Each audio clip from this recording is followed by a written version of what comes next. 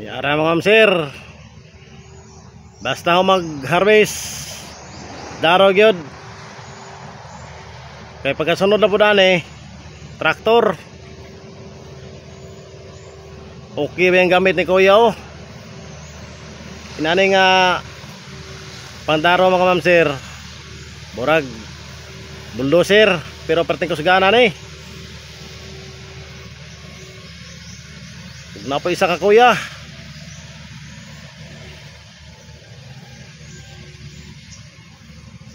Pag mag-harvest sa di madugay daro,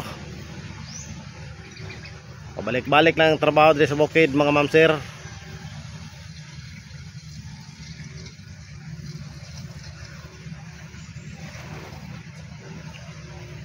Hala, pati ko sigana ni nani nga makina.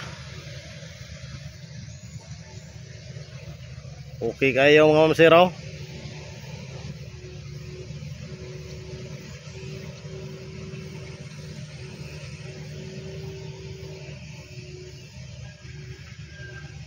Sa di madugay, mahinlo na po ning basakana.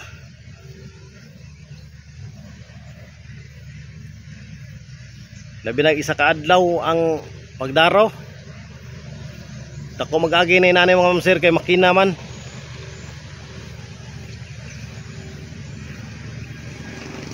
Wala ugong-ugong oh. Pero di naman lubong kay tungod nga dakog makina.